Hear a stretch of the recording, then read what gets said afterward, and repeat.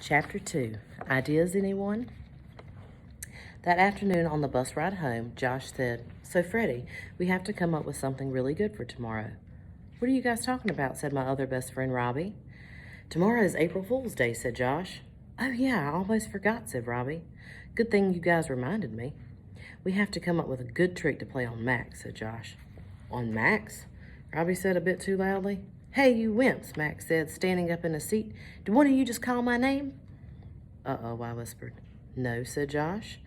"Maybe you should get your hearing checked." "Good one," Robbie whispered. "No standing up in the bus," the bus driver yelled over his shoulder. "Sit down, Max." Max flopped back down in his seat.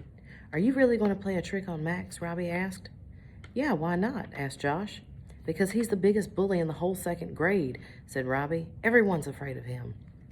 "Well, I'm not," said Josh. "He's always playing tricks on kids. Someone should just play a trick on him and see how he likes it." Robbie turned to me. "You're going to do this too, Freddie?"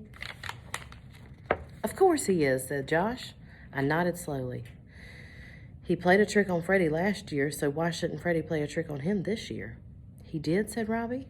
"Yeah, remember? He put salt in my water bottle." "Oh, yeah," Robbie said, chuckling. "How could I forget? You made the funniest face when you took that first sip." I scrunched up my nose. There's Robbie and Josh and Freddie. "And then you spit it out all over your desk," said Robbie.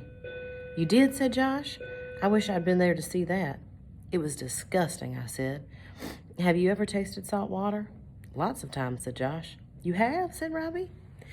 "When I went surfing in California, I used to swallow a lot of salt water by accident. It doesn't taste good." "I've never been to the beach," said Robbie. "I've only gone in swimming pools, and pool water is pretty disgusting, too." "I think I swallowed like half the pool the last time I went swimming," I said, laughing.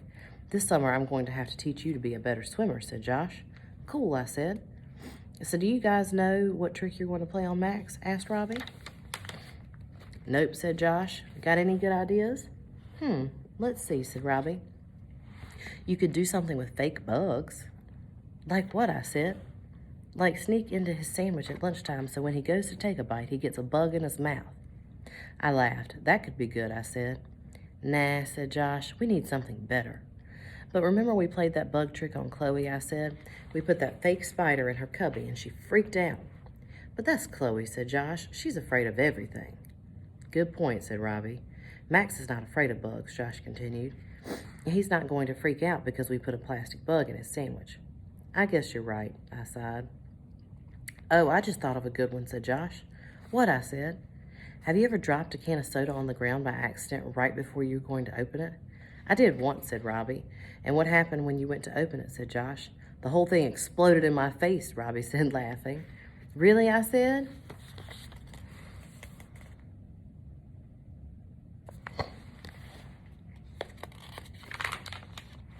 "Really.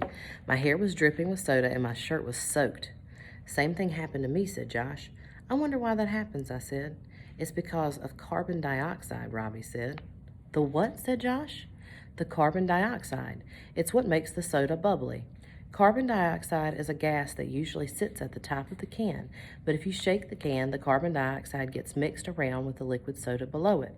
Because the gas is not sitting by itself at the top of the can anymore, when you open it, the bubbles come rushing out from all different parts of the container, making the liquid soda explode in your face." "Thank you, Einstein," I said. "What are you?" said Josh. "Some kind of science genius?" "Yes, he is," I said. "He is like a walking encyclopedia of science." "Wow, I'm impressed," said Josh. "I just really like science," Robbie said, smiling. "There's only one problem with that prank," I said. "What?" said Josh. "We're not allowed to have soda in school." "Shoot," said Josh.